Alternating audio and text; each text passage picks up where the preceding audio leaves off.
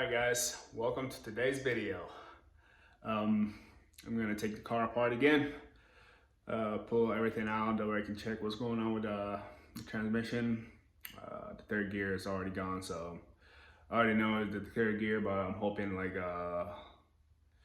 yeah, I'm not going to keep my hopes up. Usually I've done it so many times that I can usually tell what is gone, what is not. Majority of the time when a gear breaks, it tends to take out like some of the gears as well too, next to the input shaft.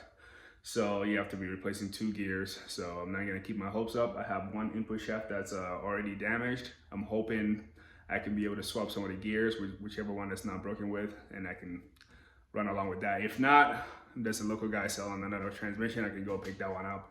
I have another transmission back there, but that's a first gen transmission. And the reason I got that is because usually some of the chunk of the gears, when they break off, they tend to lodge themselves down below by the ring gear while it is still spinning. So that tends to like chip out a few of the teeth on the ring gear. So I just bought that just in case that ring gear is damaged. I can just grab one of that and just use that again. So I'm gonna try to take everything apart. Hopefully have it done. Hopefully have it out by today. If not, then tomorrow. But I'll do my best. And I get some film for you guys. I got the GoPro rolling, so I'll do a little time lapse. So it might just be a long video. And I'm gonna try to do my best and get everything done. And hopefully have the car back running again this week. That way I can run into the track again next weekend. So we'll see. Until then, enjoy the video.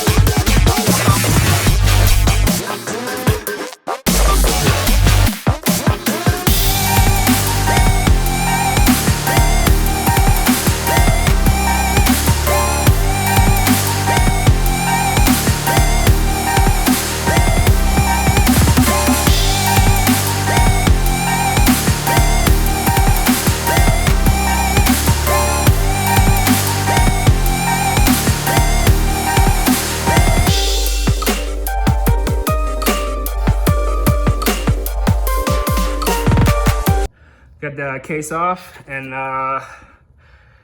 whew, look at that. Shredded gears. Now I'm looking at it. I don't see anything here. The only thing that I see is potentially right there. Boom. Third gear gone on the input shaft. Man, it's really bad. And up here, right there. Boom. Completely destroyed. Wow, that's, look at all the way around. Ooh, it's stinky too. All the way around. And here, it's all, there's like a little magnet in here that traps all like the shavings. That way they don't go anywhere else. As you can see, you don't see any of the shavings around here. You only see them all piled up right here. So that's that little metal, the magnet traps all the shavings on this side.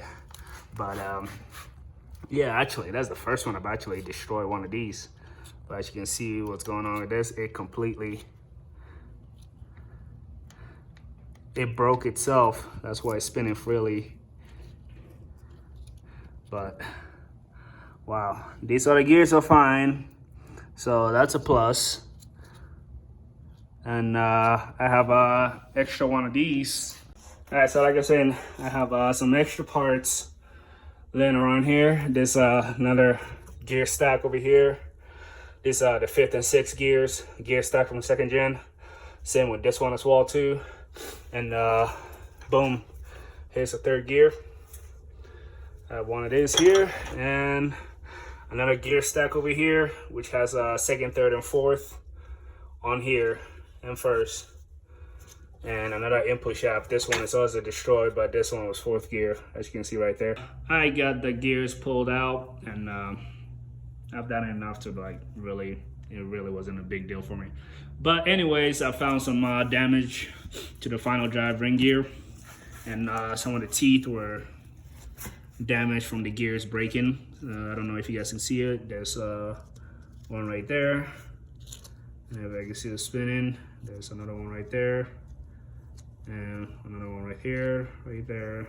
Pretty much all around, every other teeth has like a broken, it's broken. So it's no big deal. I have another one laying around.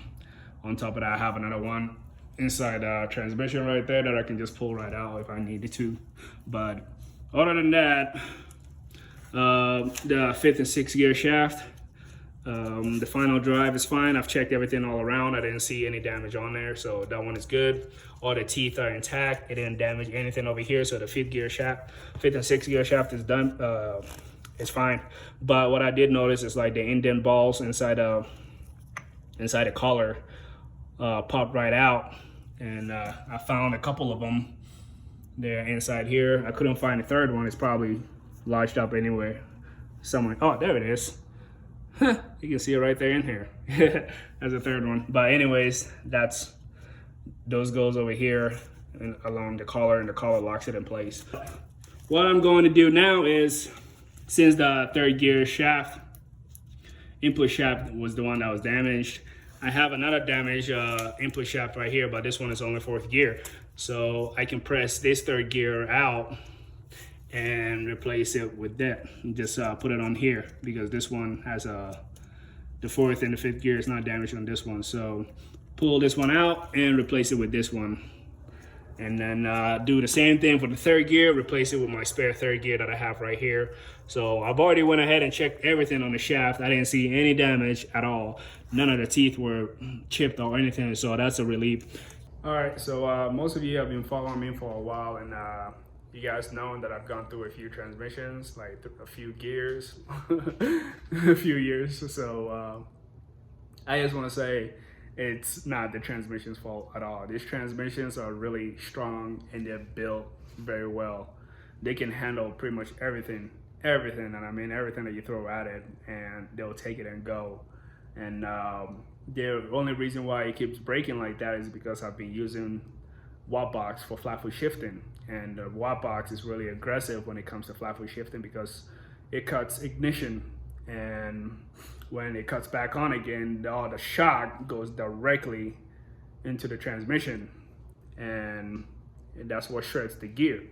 And there are ways of fixing that is by just going standalone ECU, and you can just tune out the aggressive nature of your flat foot shifting, and that will help the shock on the transmissions, and that can fix that. But if you're using watt box at my power level, that's a lot of power and a lot of shock that's going straight to the transmission. So that watt box doesn't help, and it will just break the gear. So it's not the transmission fault. These transmissions can handle a lot of power, everything that you throw at it. And this one I rebuilt last year, and I put it through hell and back, like a lot of track passes, and it held everything that I threw at it, and including this year as well too. And it's just unfortunate that it broke. So I'm not really mad about it, because I know it's part of the game, and I'm not blaming the transmission because it's held the power that I've had. It's pretty much done everything that I've asked it to do, and it just happened one gear up in the brake. It's no big deal. I can fix that and put it back together again and just run it again. And I've noticed a lot of people are saying these transmissions are like glass, like Subaru transmissions, that they break left and right. They're not, they're weak. No, they're not. These transmissions, if it comes to anything with this Mazdas, the Mazdaspeeds, this transmissions was actually well built from factory. So don't let anybody tell you that. The only reason why they run into that issues is because the shift fork, the factory shift fork has like plastic bushings on them, and over time that bushings wear out, and when it does, it causes some shifting problems, such as gear popping out. Like if you're noticing like your second gear is like popping out of gear, majority of the time is because of that bushing is worn out. And the fix to it is getting an upgraded shift fork bushings, which a lot of vendors sell nowadays, like Speed Performance, and a few other guys in Australia, they sell that as well, and you can fix it with it. These are the upgraded brass bushings that you can get from it. Speed Performance sells them as well too. You can also hit up a few of the Mazda guys. I don't know, Chris Collins from Speed Solutions also sells them. And these are the upgrades that you can get, and it will help your shifting problems, which most people run into and they think is a transmission issue, but it's not. If your gears is popping out, majority of the time is because of this. And this is what the factory one is. This is, you can see, it's plastic.